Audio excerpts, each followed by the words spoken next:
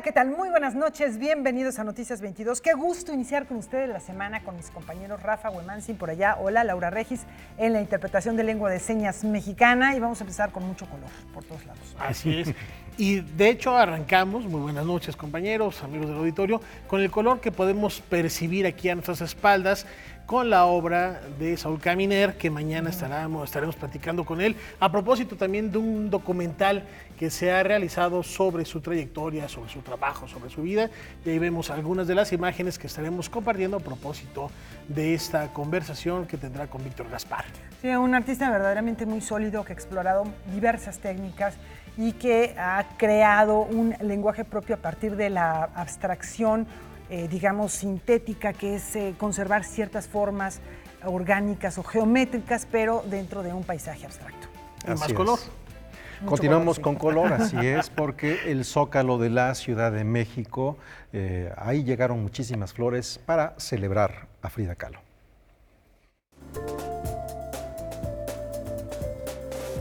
Frida Kahlo llegó al centro de la Ciudad de México.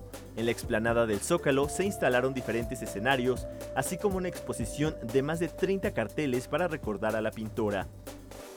Quisimos hacer una instalación interactiva donde la gente pudiera acercarse un poco y vivir lo que era quizás estar dentro de uno de los cuadros de Frida, que si lo puedes ver, algunos autorretratos tienen muchas flores y plantas atrás, muchos animales también.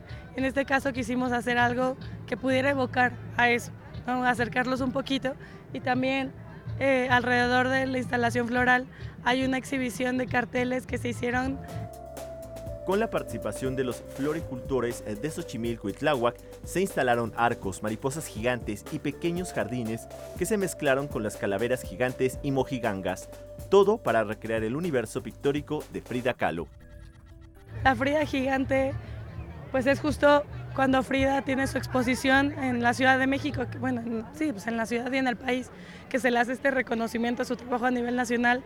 Ella ya está en una condición de salud muy crítica y dice: yo quiero ir a mi exposición, y la llevan en su cama. Entonces es una representación de su fuerza.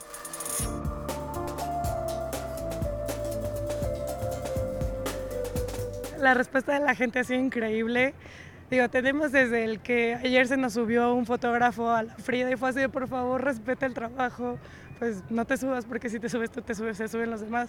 Pero una persona, y de ahí en fuera todos han sido muy respetuosos con las indicaciones que se les han dado.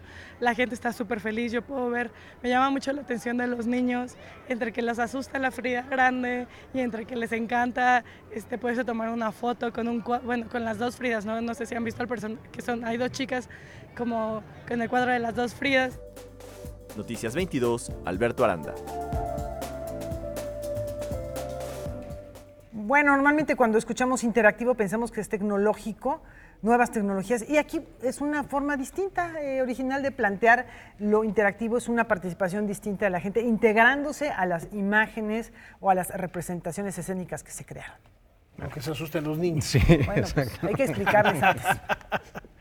En fin. Bueno, continuamos con otras cosas, de las fotografías en Madero pueden llegar hasta el Zócalo. Vamos ahora con la filera española del Fondo de Cultura Económica. Paco Ignacio Taibo ha nombrado oficialmente en Madrid a Verónica Ortiz como directora del Fondo de Cultura Económica España, donde la filial tiene acumuladas pérdidas de 7,5 millones de euros. Escritora, periodista de muchísimos años, personaje de espíritu crítico y con gran vitalidad, es una garantía. Y yo estoy muy contento de haber reclutado a Verónica en términos absolutamente terribles, es decir, te avientes a la aventura, porque no solo se trata de reconstruir un proyecto editorial, eso nos va a tomar más tiempo, se trata primero de revivir una empresa en estado catatónico, bodegas insoportables que se habían ido acumulando, generando de manera inexplicable, y algunas operaciones que yo calificaría como extrañas, como por ejemplo, ¿por qué se mandaron desde la Argentina un centenar de cajas de libros argentinos que no se abrieron? ¿O por qué se editó un libro en España y nunca circuló? Y nada menos que una novela de Marcé, Me dieron ganas de llorar cuando lo descubrí. ¿Por qué demonios no? Si en España no podía circular por razones de no competitividad en el precio, porque se había editado simultáneamente por otro editorial más barato, pues mándenlo a México. Y historias como esas, las que se les quiere ocurrir. Tengo un anecdotario que cubriría, que algún día escribiré, llamado Penurias, miserias, derroches y trapacerías en el Fondo de Cultura Económica.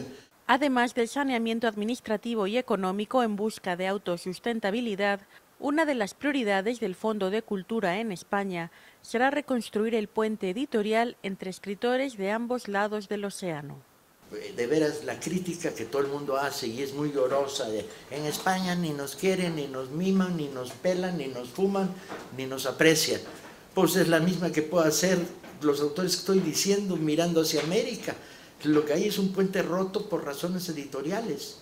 Las editoriales, no sé por qué, las grandes, las transnacionales, las que cubren los dos lados del Atlántico, piensan que las cosas funcionan a nivel de bestseller en tu país y para de contar. Y hay algo que se llama bestseller internacional, que puede ser sueco, danés o gringo, pero no toma en cuenta autores del mundo hispano. Algunas de las nuevas medidas ya se empiezan a implementar en Madrid, como las ventas de bodega Salva un libro a precios populares. De los 9 millones de libros en bodegas que Taibo encontró en todas las filiales del fondo, 530.000 se encuentran en España. Para Canal 22, desde Madrid, España, Francina Islas, corresponsal. Bueno, fíjense que sí sorprende que hay interés. A muchos les sorprenderá, pero de verdad que hay un interés muy grande en grandes sectores de la población española en conocer más de México, en acercarse a la literatura, a la creación contemporánea de nuestro país y además con una representante como Verónica, que bueno, realmente sí es una conocedora, una experta y además una gran capacidad de comunicar. Pues ahí está. Ahora nos vamos al teatro porque Juan Villoro convierte al Museo Tamayo en el escenario de una nueva propuesta dramatúrgica. La construcción y destrucción en una relación amorosa, la discusión eterna del amor y desamor y el papel de la creatividad en un ambiente hostil es la propuesta que el escritor Juan Villoro presenta en su obra de teatro Guerra Fría. Con la pieza del artista Abraham Cruz Villegas, Autodestrucción 8 como escenografía, y con el Museo Tamayo, Arte Contemporáneo como escenario, el dramaturgo reinventa el espacio escénico. Cuando Juan me invitó a dirigirla me emocioné mucho, admiro muchísimo a Juan. Leí el texto y bueno, pues el texto es una bomba, se llama La Guerra Fría y habla de la guerra en la pareja. Y yo creo que es un tema que en mayor o menor medida nos toca a todos. La inspiración fue el apropiacionismo en el arte y empezamos a descubrir en el equipo que la palabra apropiarse tenía mucho que ver con lo que hacíamos en la vida en distintos ámbitos. ¡Estás en la jungla! ¡Estás en la jungla rodeado de enanos! Un tipo en pijama que parece asqueroso. La obra narra la historia de Carolina, personaje interpretado por la actriz Mariana Gajá, que acompaña a su novio El Gato, papel que desempeña el actor Mauricio Isaac, un músico rockero en busca del sueño punk en el Berlín occidental en tiempos del morro. La música original, compuesta por Alejandro Preiser, y las canciones de Lou Reed, interpretadas en vivo, ambientan esta propuesta catártica que también reflexiona sobre la posibilidad de construir a partir de los desechos y la basura. Bueno, Guerra Fría está situada en los años 80, entonces teniendo en cuenta eso, pues hablamos un poquito sobre la escena del punk. El punk en inglés quiere decir basura, quiere decir vago, quiere decir escoria, quiere decir suciedad. Entonces la música va situada un poquito en ese contexto. Esta obra en particular habla sobre Lou Reed y sobre el disco de Berlín, que es un disco de 1973. Entonces estas reminiscencias hablan sobre toda la caída del Imperio de Alemania. De alguna manera también en la obra hay es un gran homenaje al performance, ¿no? A algo, por ejemplo, una disciplina que yo no he explorado como actriz de teatro ni como directora. Y ahora, bueno, pues toda mi inspiración en la partitura corporal viene de la tradición del performance.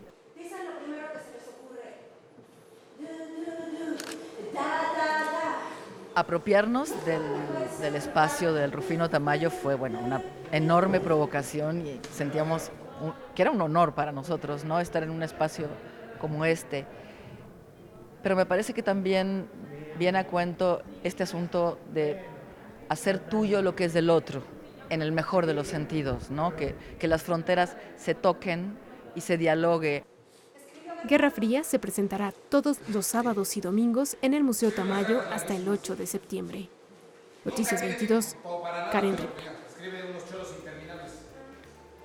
Bueno, está Lou Reed, sí, ahí se ve el sello, ¿no? No lo puede negar. Hay que darse una vuelta y disfrutar la música, la propuesta escénica y, por supuesto, la dramaturgia. Y no es la primera vez que se presenta una obra de teatro en este contexto, en este espacio del Museo Rufino Tamayo. No es necesariamente una idea de teatro como ir a un foro o a un espacio específicamente para ello. Es un teatro experimental, es un teatro que busca establecer dinámicas diferentes en el espacio del museo. Será interesante ir a verlo, y sí, es absolutamente el sello distintivo del Transformer, ¿no? Ese disco de Lou Reed, ¿no? Ahí está la invitación hecha y con esto nos vamos a una brevísima pausa.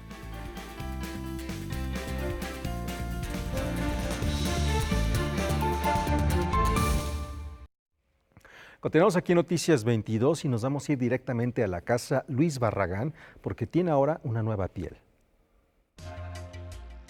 Ito Barrada es una artista que se ha caracterizado por utilizar la fotografía, el video y la escultura como soportes para expresar sus preocupaciones sociales. Antes de mudarse a Nueva York, ella vivía en Tánger.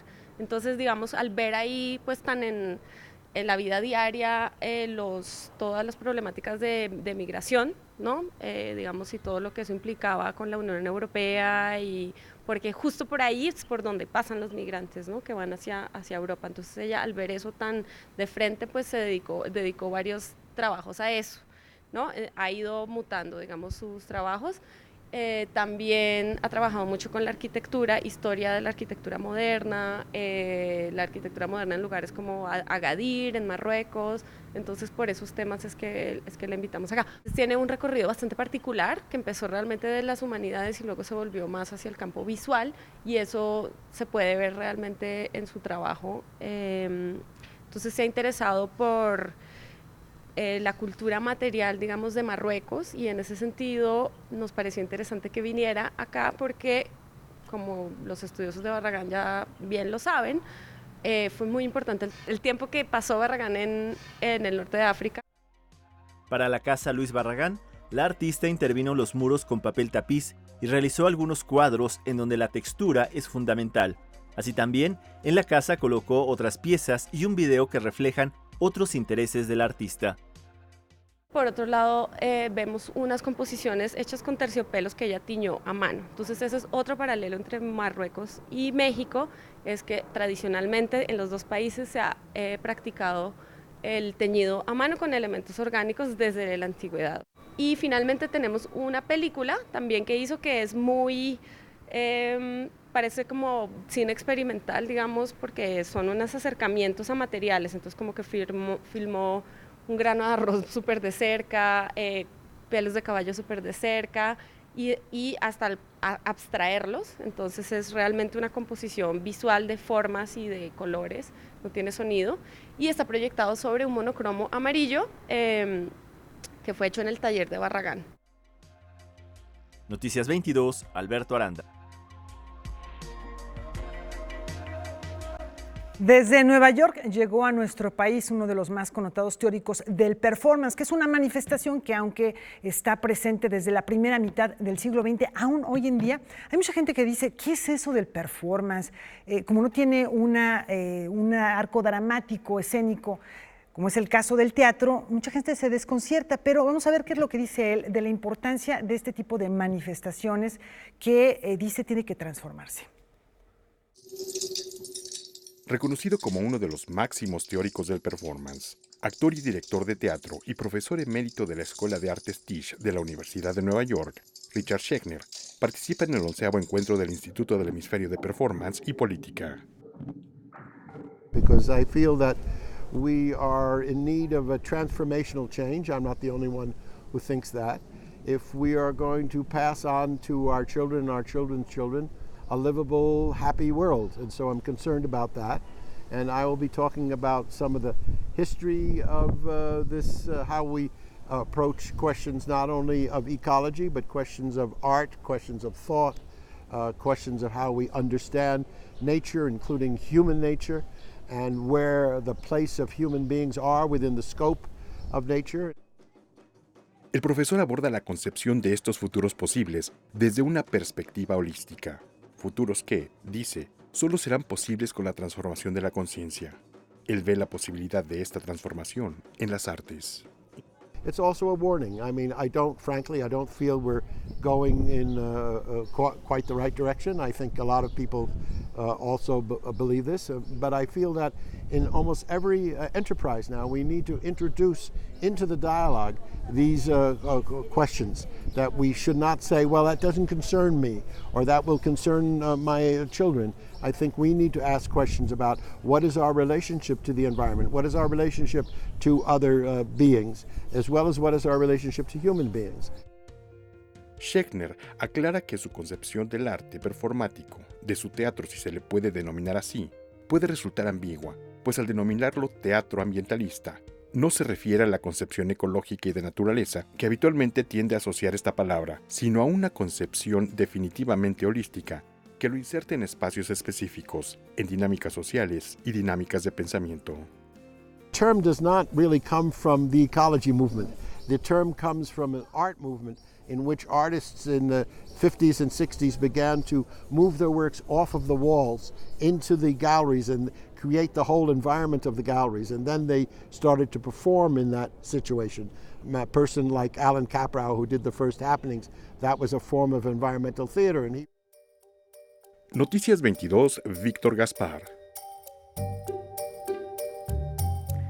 El performance, los happenings en espacios abiertos, en cualquier sitio, esa es una de las características que tienen, que se pueden realizar en sitios no necesariamente reconocidos oficialmente, que no pertenecen al estatus o al statement de la cultura. Pero bueno, pues esto es, digamos, un buen acercamiento a los orígenes y una explicación de esta manifestación, Rafa Buenmancin. Además, con un vínculo muy cercano también a las artes plásticas. Ahorita me venía a la mente, mientras vemos estas imágenes, el trabajo de Yves Klein. También jugando con el cuerpo, jugando con el baile, la danza, para después legar una memoria en sus pinturas que era el resultado de esos performances. Así es, el ready-made al situacionismo y de ahí llegar hasta el performance, ¿no? ¿Y qué te parece si nos vamos ahora con teatro a un lugar llamado Wonderland, o mejor dicho, Wonder Nada? Vamos a conocerlo. ¡Adiós, Wonder Nada! El Centro Cultural Helénico y la Compañía Nacional de Teatro presentan Valentino Clemens y los Chicos Perdidos de Wonder Nada, obra ganadora del Premio Nacional de Dramaturgia Joven Gerardo Mancebo del Castillo 2018. Y yo recibo la invitación por parte del Centro Cultural Helénico y por parte de la Compañía Nacional de Teatro. Es la primera vez que un Premio Nacional de Dramaturgia, que es el que organiza el Centro Cultural Helénico, es coproducido junto con la Compañía Nacional de Teatro. Texto de la joven dramaturga Isabel Quirós. La obra versa sobre un joven que está solo en la ciudad de Wonder Nada, un lugar sin futuro. Y por otra parte surge como de preocupaciones, ¿no? Que teníamos, Veracruz es un lugar que ha vivido con mucha violencia, muchos jóvenes desaparecidos, muchos asesinatos, ¿no? Secuestros, fotos de chicos todos los días, fotos distintas, ¿no? De chicos que se buscan, ¿no?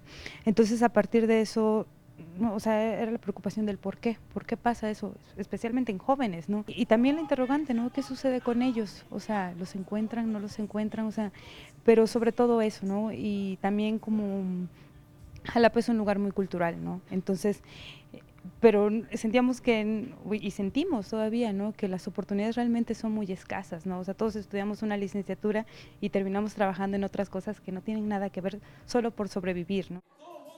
En Wonder Nada, donde no se puede crecer ni hay oportunidades, Valentino conoce a 3 inadaptados que le ayudarán a encontrarse a sí mismo a través del poder de la amistad, de la música y la belleza de estar vivo en un mundo desolador. Entonces, como de todos esos puntos es que empieza a surgir el texto, ¿no? Como de esta sensación de fracaso, del por qué estamos como estamos, y se supone que es un lugar cultural, pero parece que no lo es, ¿no? En su recorrido por bares y cafés donde nació una amistad que le ayudó a Valentino a construir su identidad y sentido de pertenencia, convirtió la música en la cura de sus heridas. También como directora mujer, pues muy contenta porque la autora es mujer, porque yo soy mujer y a pesar de que se hable de igualdad de género, todavía hay bastantes escalones que avanzar, bastante ruta que seguir. Valentino, que con terapia vaya y lo solucione, estar con gente que le haga saber. Quiero invitarlos a todos a ver Valentino Clemens y los chicos perdidos de Wonder Nada, aquí en el Foro La Gruta del Centro Cultural Helénico, y estaremos todos los martes a las 8:30 hasta el 10 de septiembre. Una invitación muy cordial a todos, pero sobre todo a los jóvenes. Con información y texto de Salvador Perches Galván, Óscar Helguera, Noticias 22. Cualquier semejanza con la vida real no es coincidencia. Este fin de semana, cientos de jóvenes morelenses dieron muestra de su talento en el Complejo Cultural Los Pinos. Con su batuta, no solo dirige la orquesta, sino el destino, acaso más cierto y luminoso, de muchos niños y jóvenes en municipios del estado de Morelos, como Xochitepec, Tepoztlán o la ciudad de Cuernavaca. Es el compositor Arturo Márquez quien inició el concierto Sonemos en los Pinos de la Orquesta Sinfónica del programa de Semilleros Creativos y con el cual arrancó un ciclo de varias presentaciones en este centro cultural. El objetivo principal es que por medio de la música realmente adquieran, ¿sí? Buenos valores, ¿sí? Como la disciplina, como el compañerismo, como hacer comunidad, ¿sí? Porque finalmente esto es un proyecto comunitario, ¿sí? Donde están involucrados no solamente los niños ni los maestros, pero también los padres de familia. El programa Semilleros en Morelos está compuesto por más de 200 jóvenes integrantes, de los cuales 90 conforman la orquesta. El programa del concierto que ofrecieron el sábado 6 de junio incluyó piezas de Rossini, Fonsupe, Tchaikovsky, Gershwin y hasta el grupo Queen. Hemos visto como muchos de ellos ya están en escuelas de música, ¿sí? Muchos de ellos ya están en carreras universitarias. Por supuesto, aquí entran a veces muy pequeñitos, pueden entrar desde los 7 a los 18 años, ¿sí? Y bueno, algunos ya como dije, ya están en escuelas de música, otros están en carreras universitarias. Iván y Hernán Herrera son de Tepoztlán, tienen 16 y 14 años respectivamente y varios años en la agrupación. Iván ya ha elegido la música como opción profesional. Pues yo digo que con la forma de socializarnos y por la disciplina también que implica esto, ¿no? Me he vuelto más responsable y pues he adquirido mayor disciplina y por lo mismo, porque el instrumento necesita constancia. La agrupación cuenta con un número similar de hombres y de mujeres. Para mí el arte no es el complemento, es el inicio. Cuando un niño se empieza a formar en el arte, se le desarrollan muchísimas más habilidades. El arte es un desarrollo de habilidades tan complejas que desarrolla no solo en el intelecto, no solo lo social, no solo lo artístico, desarrolla a un ser integral. La agrupación musical ofrecerá una serie de conciertos en fechas por anunciar en el Centro Cultural Los Pinos. Noticias 22, Víctor Gaspar. Y les tenemos una recomendación, terminando Noticias 22, no se vayan, tienen que quedarse porque no se pueden perder este debate. Debate 22 con Javier Aranda Luna, que tiene un temazo de política cultural que ha estado en boca de todos y muy importante también la discusión en redes sociales, en el público en general, las becas del FONCA. Marina Núñez Vespalova y Alberto Ruiz Sánchez van a acompañarlo para discutir, para debatir sobre este tema muy importante en el desarrollo de la vida cultural de nuestro país. Así que ya lo saben, hoy a las 9 de la noche. Vamos a una pausa.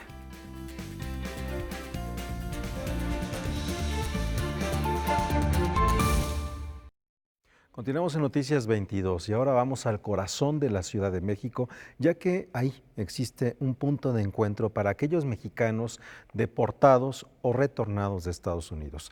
Todos tienen algo en común. Hoy son parte de un país que no los reconoce por completo. Estamos tratando de que la literatura se convierta no solamente en una forma de entretención, sino... El colectivo Pocho House está integrada por mexicanos que fueron deportados de Estados Unidos. La mayoría de ellos llegó sin identificación oficial, sin dinero, sin hogar y con las heridas emocionales que deja la discriminación. Su experiencia sirvió para crear y ofrecer un espacio seguro para connacionales en situación vulnerable que sufren la repatriación. En este lugar pueden conseguir alimentos, líneas telefónicas, internet, así como inscribirse en talleres culturales que ayudan a integrarse a su nueva vida. Todas esas experiencias se plasman en eventos que tenemos, por ejemplo. En algún punto nos dimos cuenta que los trámites no eran suficientes, ¿no? Que este acompañamiento en los procesos más administrativos y legales pues no resolvían todo lo que la comunidad traía y vimos en la cultura una gran oportunidad de apoyar a las personas retornadas y deportadas como yo, que venían a pedir en principio un apoyo bien específico, como ¿no? de pasos a seguir en cuanto a su documentación, y encontrar aquí un espacio seguro y una comunidad. Para conocer sus experiencias y resultados, el escritor y representante de Letras en la Frontera, Alfredo Ábalos, visitó el sitio para colaborar y diseñar una estrategia para migrantes en Estados Unidos. El objetivo de esta reunión es establecer estos puentes entre los mexicanos que estamos allá, con los mexicanos que están acá, en Casa Pocha específicamente con las personas que han sido deportadas y que se encuentran en una situación vulnerable en México, ver de qué manera nosotros, los que estamos allá, a través del arte, a través de la literatura, podemos generar estos puentes de comunicación con ellos y de apoyo. Tenemos otras actividades como talleres de escritura que son muy populares en la comunidad porque hay varios de nosotros que no sabemos artistas, incluso desde nuestra instancia en Estados Unidos, y llegamos aquí y vemos la oportunidad de continuar con nuestra vocación artística y además añadirle ¿no? esta parte de sanación a través de algo que ya veníamos haciendo y que aquí venimos a darle otro sentido por el contexto de retorno forzado o deportación que hayamos vivido. Creemos que nuestra labor de resistencia, si se le puede llamar así, es usar nuestro lenguaje de identidad para contar nuestras historias, contar nosotros nuestras historias, no que la cultura dominante, en el idioma dominante, cuente las historias como ellos las perciben. O sea, que se escuchen de nosotros, los escritores exiliados, los escritores que vivimos en Estados Unidos, y que seamos nosotros los que contemos nuestras historias en nuestra lengua y que esas historias formen parte del mosaico cultural de ese país. Con estos elementos, Alfredo Ábalos organizará la edición 2019 de Letras en la Frontera, un festival anual en donde se hacen presentaciones de libro, lecturas poéticas y talleres en la ciudad de San Antonio, Texas. Noticias 22, Óscar Cortés. Bueno, y en un momento coyuntural platicamos de esto porque también Donald Trump acaba de anunciar unas medidas, unas políticas muy crudas de cacería de brujas, literalmente, para deportar gente de los Estados Unidos, lo cual también impacta de manera directa a nuestro país. De manera muy fuerte y terrible, porque nos encontramos con efectos sociales muy importantes. ¿Qué ocurre con todos estos mexicanos que tomaron una decisión de irse a Estados Unidos? Estamos hablando también de una tradición porque esto ocurrió a través de un intercambio entre Estados Unidos y México, un intercambio político durante la guerra, en donde Estados Unidos solicitaba, mientras que muchos de sus hombres estaban en el frente de batalla en la Segunda Guerra Mundial, también muchos de ellos mexicanos que estaban buscando a cambio de eso. Los braceros, Huemancio. Así es, a cambio de estaban buscando. Que por cierto se quedaron sin pago, la mayor parte de ellos. Exactamente. Ellos tienen familia. Después, esa familia nace y crece allá. ¿Cuál es el valor que tienen? ¿A qué nación pertenecen? Mucho se dice que quienes se van nunca terminan de poder volver a regresar, ¿no? Y son los que ahora están regresando porque vemos a una generación muy joven en busca de esa identidad. Y a propósito de eso tenemos otra recomendación. Efectivamente, Víctor Gaspar se ha dado la tarea de reflexionar sobre este tema, este retorno que preocupa a muchos investigadores de diversas universidades, casas de estudio, y aquí lo podemos ver en un par de publicaciones. Un cambio sustancial en los flujos migratorios y los perfiles de estas poblaciones en desplazamiento, al igual que una nueva ruta de tránsito, que se ha trasladado de un camino cercano al Golfo de México a otro más allegado a entidades próximas al Océano Pacífico, es parte de la perspectiva que nos ofrecen dos libros, Jóvenes y Migraciones y Movilidad de Inmigrantes Internacionales. El paso de estas poblaciones nacionales e internacionales por estados como Michoacán evidencian la debilidad del Estado mexicano para enfrentar esta crisis, a decir del estudio realizado por Ricardo Domínguez Guadarrama, una de las múltiples visiones contenidas en uno de estos libros. Ahí lo que se identifica, pues tiene que ver con no hay capacidad institucional, y estamos hablando de 2 años, que lo empezamos a discutir, no hay capacidad institucional para atender esta migración en tránsito. Pero por otro lado, los otros trabajos también daban referencia sobre no hay capacidad institucional en torno de atender el retorno de mexicanos desde Estados Unidos, ¿no? Entonces tenemos una preocupación bastante amplia en el sentido de nos hemos asumido como un país de emigrantes hacia Estados Unidos, pero ya la situación pues es otra. Otro de los aspectos a destacar de la migración, y en parte consecuencia de las nuevas políticas binacionales, es la migración de retorno. Poblaciones mayormente de hombres rurales jóvenes que emigraron hace unas décadas y que ahora retornan por diversas circunstancias a sus lugares de origen en el territorio nacional. No obstante, esta migración de regreso también plantea problemáticas.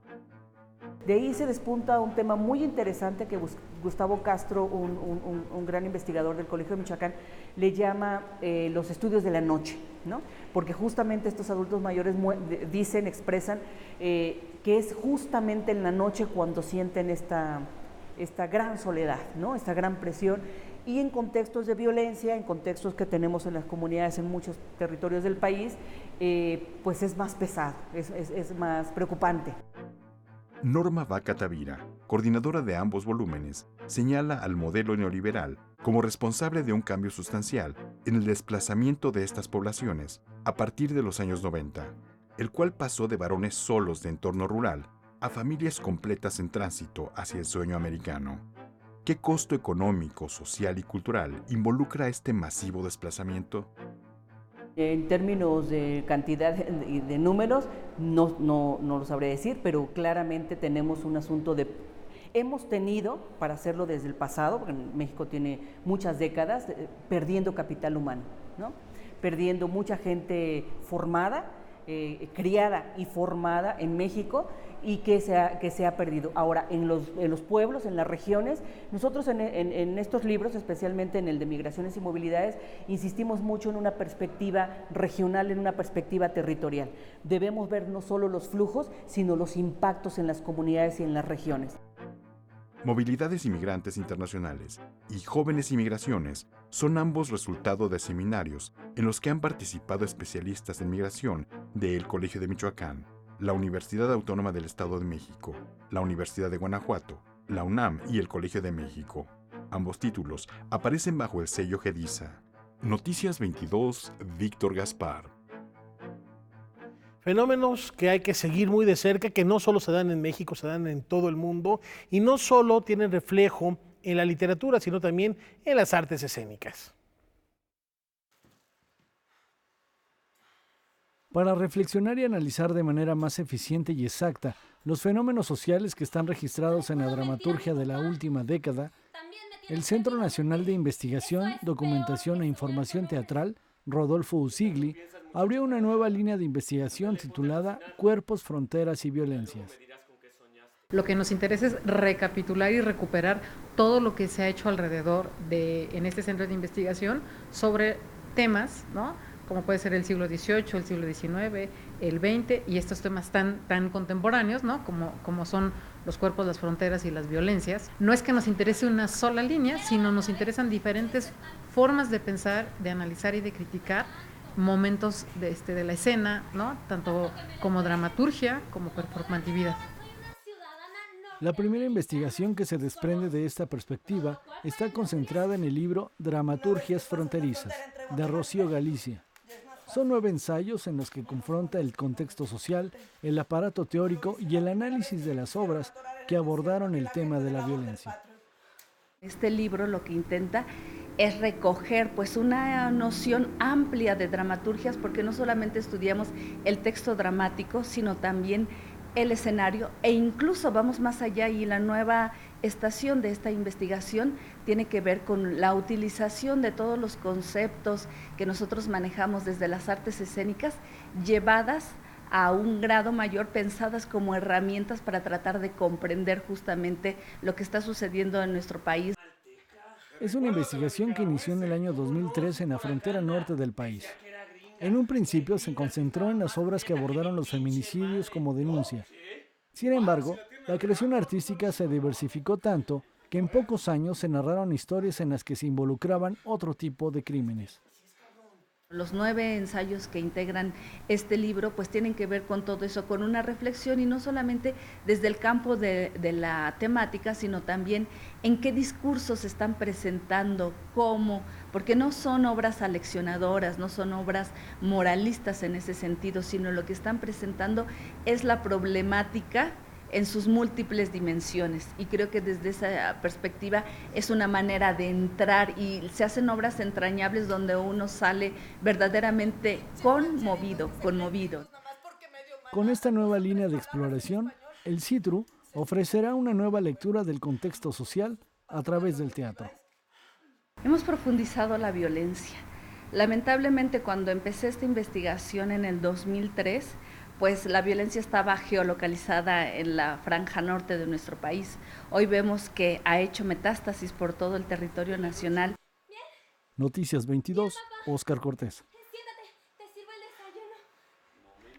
Bueno, pues ahí hay otra propuesta que yo creo que hay que acercarse. Y cuántas historias de estas se construyen y que desafortunadamente las vemos no en el teatro, no en los libros, sino en el noticiario, en el día a día, estas imágenes lamentables de familias que pierden la vida queriendo cruzar ya sea el río en el norte o el río en el sur, en busca del sueño americano. Así es, y bueno, son tragedias que se repiten en diferentes partes del mundo, ya sea el mar Adriático, ya sea el río Bravo, ya sea el Mediterráneo, lo tenemos constantemente, es uno de los grandes temas de la humanidad en este momento de nuestras vidas. La pregunta es si los grandes poderes dicen, no, es que este es mi país, esta es mi producción, esta es mi protección, pero también hay que pensar mucho en cómo ha sido el camino económico, porque muchas de estas migraciones se deben, si no al crimen organizado, al cambio climático o, vamos a decirlo también de otra manera, a una violencia económica que ha dejado paupérrimos muchos países o muchas regiones del planeta. Bueno, las imágenes, no sé cómo lo podemos permitir como humanidad, que estamos viendo de la hambruna en Etiopía, bueno, si eso no merece que le des refugio en donde sea, y luego yo no sé qué es lo que podría merecer. Enjuiciar, ¿no? Ya la liberaron, pero a la capitán de un barco italiano por ayudar, salvarle la vida a 40 seres humanos. Digo, está en la agenda internacional y es digno de reflexión. Así es. Bueno, tenemos mucho más después de la pausa.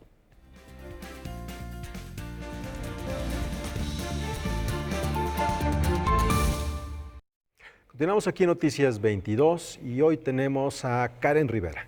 Ella nos comparte en un reportaje las acciones que desarrolla Fondo Semillas, que por más de 3 décadas ha buscado y ha luchado por la equidad de género. Hoy es lunes de reporteros.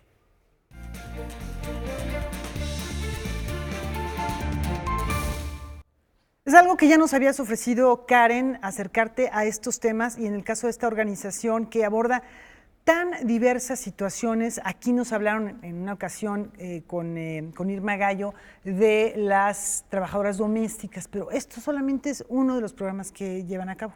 ¿Qué tal, amigos de Noticias 22? Laura, tienes toda la razón. Me da mucho gusto acompañarlos en este lunes de reporteros y para hablar de dos temas importantes. Por un lado, el papel de las asociaciones civiles en México y por el otro, la existencia de un fondo como Fondo Semillas que respalda a estas asociaciones que defienden los derechos de las mujeres y que luchan contra la violencia, la inequidad y la injusticia. Entonces, es importante, Laura, lo que comentabas, porque me gustaría dar un dato muy importante, que es que el 0.1 de los donativos a nivel mundial se destinan ya sea o al cambio climático y el medio ambiente o a las organizaciones que defienden los derechos de las mujeres. Y es lamentable si uno piensa que estamos muy por debajo de cualquier otra preocupación a nivel mundial. Además, si uno piensa en la productividad que puede generar la mujer, no solo a nivel social, político, cultural, reproductivo, sino bueno, a nivel en general, es preocupante. Y la existencia de un fondo como Fondo Semillas, por eso tiene tanta relevancia. ¿Qué te parece, Laura, si vamos a ver la primera parte de este reportaje? Yo creo que es fundamental el papel de las organizaciones de la sociedad civil. En México y a nivel internacional el tercer sector es fundamental. La existencia del tercer sector habla de un país democrático. Todas las violaciones que se llevan a cabo de derechos humanos en nuestro país, quienes realmente estamos tratando de hacer algo somos las organizaciones de la sociedad civil. Entre organizaciones nos vamos ayudando con la infraestructura que cada uno va teniendo en mayor o menor medida. Fondo Semillas es una organización que lleva 30 años en México, que se dedica a financiar y acompañar a organizaciones de mujeres en toda la República Mexicana que trabajan por la igualdad de género. Cuerpo, trabajo, tierra e identidades son los 4 programas que apoya Fondo Semillas. Esta organización feminista, creada en 1990, busca combatir las condiciones de injusticia e inequidad que enfrentan las mujeres en México, así como garantizar sus derechos laborales y su autonomía económica. Beneficia a más de 685,000 mujeres de forma directa y a más de 2.5 millones de personas en el país. Su labor es patrocinar 130 proyectos de diferentes asociaciones cada 18 meses. Apoyamos con estos 4 programas, por ejemplo, organizaciones que trabajan con los derechos sexuales y reproductivos, la violencia de género, organizaciones que también trabajan con trabajadoras de la maquila, jornaleras agrícolas, trabajadoras del hogar, trabajadoras sexuales. También apoyamos a cooperativas productivas de mujeres, apoyamos también a organizaciones de abogadas que defienden casos de feminicidios, etcétera, y a mujeres defensoras de la tierra y el territorio. En Tierra es nuestro programa donde estamos apoyando a mujeres defensoras del medio ambiente en su amplitud y defensoras de la tierra. Y en Identidades estamos apoyando a las organizaciones LGBT o que luchan por la diversidad sexual y las diferentes identidades de género en contra de la lesbofobia y a favor de una cultura sin discriminación. Nosotras nos encargamos de hacer esas vinculaciones, de estar con las familias, de estar con las mujeres, niñas, niños, adolescentes, ver cuáles son sus necesidades, atender a las necesidades, atacar las necesidades inmediatas. Con ayuda de donantes institucionales, nacionales e internacionales, este fondo respalda a mujeres que trabajan para cambiar la sociedad. Son las mismas organizaciones que solicitan apoyo, las que seleccionan los proyectos beneficiados, y son las activistas las que deciden el financiamiento de acuerdo con sus programas, y no los donantes. ¿De dónde recibimos nosotras el financiamiento? De muchos lados distintos. La mayoría, desgraciadamente, lo recibimos del extranjero, y digo desgraciadamente porque no es posible que en un país donde sí hay dinero esté tan mal distribuido, que no haya el compromiso social, ni la filantropía, ni la cultura de filantropía como para poder recibir financiamiento para esta labor tan importante que hacemos. Bueno, pues ahí está una muestra de la economía social y vemos una diversidad de organizaciones que se dedican a asuntos que, por un lado, está muy bien, Karen, que participe la sociedad en la creación desde asuntos que tienen que ver con economía, como también la organización de grupos, de talleres, en fin. Pero por otro lado también nos habla que el gobierno por ahí está dejando de hacer mucho de su trabajo, ¿no? Sí, se necesita trabajar en conjunto. Por un lado el gobierno, por un lado la sociedad civil y también los donantes juegan un papel importante en este tipo de acciones. Y bueno, si uno piensa en que el 60% de las mujeres que producen los alimentos a nivel mundial, de acuerdo con Fondos Semillas, solo el 2% de esas mujeres son dueñas de las parcelas o de la tierra. De ahí la importancia de que se hablen de estos 4 programas que tienen Fondos Semillas y que, bueno, ha apoyado a lo largo de 30 años a diversas organizaciones civiles y entre ellas, bueno, está la reconstrucción, por ejemplo, en Morelos, con un grupo de mujeres que al ver la ausencia de albañiles, la ausencia de apoyo, decidieron unirse para comenzar a reconstruir sus casas.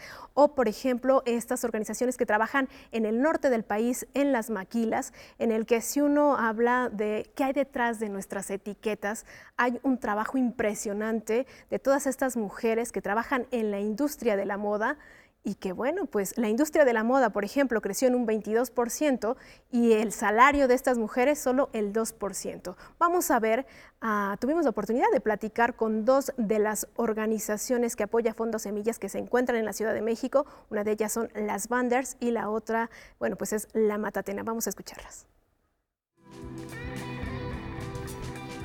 Comando Colibrí, iniciativa de defensa personal de mujeres en peligro que busca la prevención de la violencia contra este género, y las Banders, que ayudan a mujeres migrantes, son algunas de las organizaciones beneficiadas por Fondos Semillas. Nuestro proyecto se llama Acompañando Deseos y es un proyecto que lleva por lo menos 3 momentos. El acompañamiento directo con la población migrante en tránsito y refugiada. Acompañamos mujeres, niñas, adolescentes, jóvenes, mujeres de la comunidad LGBTTI, niñas, adolescentes de la comunidad LGBTTI. Y lo que hacemos es un proceso de acompañamiento de bienes y servicios que tratamos de perfilarlo hacia inclusión social. El segundo momento que tiene que ver con mediación cultural.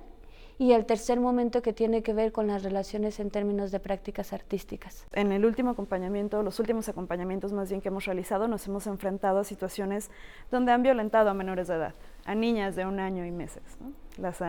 Les han tirado balas de goma, les han tirado gas lacrimógeno a menores de edad para amedrentar a los padres.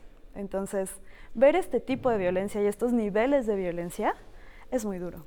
Entonces, utilizamos parte de ese fondo para estos procesos y nos ayudan a cubrir también los gastos que hacemos durante los acompañamientos, que además no es una cosa que se quede en un periodo de tiempo corto, es decir, los continuamos. Por su parte, la Matatena, Asociación de Cine para Niños y Niñas AC, otra de las organizaciones favorecidas por este fondo, trabaja con niñas de 9 a 15 años de la comunidad otomí que habita en la Ciudad de México en un taller de apreciación cinematográfica con perspectiva de género. Estamos trabajando con un grupo de 12 niñas indígenas que viven en la colonia Roma. Fue un proyecto que nosotros participamos en la convocatoria de Fondos Semillas en octubre del año pasado.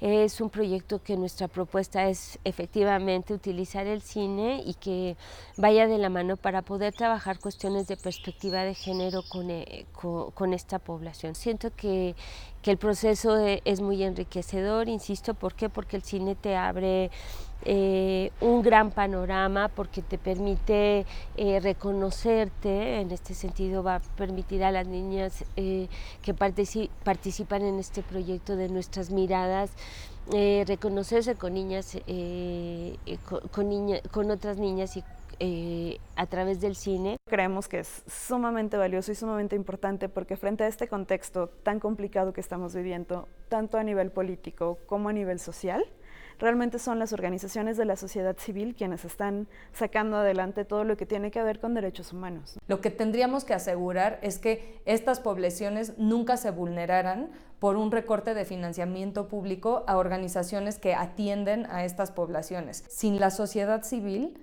los derechos de las mujeres nunca se hubieran ganado, los que ya tenemos ganados. Los que nos falta por ganar, entonces se vuelve muy importante que haya un reconocimiento a la inmensa labor que hace la sociedad civil para seguir empujando estos derechos de las mujeres.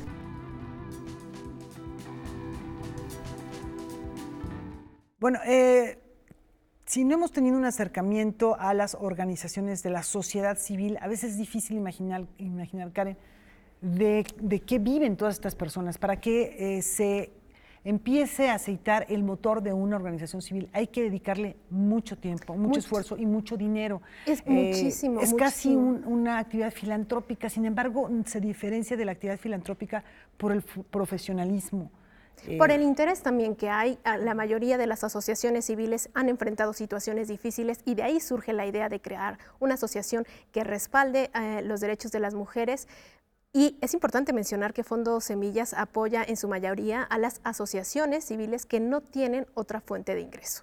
Entonces también que de alguna forma se ayudan entre asociaciones, no todas son expertas en todos los temas, pero se van canalizando con diferentes organizaciones que tienen expertos en psicología o expertos en derecho o expertos en diferentes temáticas. Ahí está lo importante, y las actividades también culturales que realizan en favor, por ejemplo, de los migrantes, son importantes, son relevantes, Laura. Es un trabajo abismal, es un trabajo magnífico en el sentido de lo enorme que es apoyar a todas estas asociaciones que están haciendo algo por el derecho de las mujeres en el país. Bueno, a ver si en una colaboración más adelante que hablemos de este tema, Karen, a lo mejor alguien de nuestro público quisiera participar, porque sí hay vías de participación para gente que está interesada en ello y que quiere colaborar con alguna de las organizaciones, porque los temas las han tocado. Y que si quieren donar también. Efectivamente, ¿no? También lo pueden hacer. Fondosemillas.org.mx es la página por si quieren revisar todo el trabajo que se hace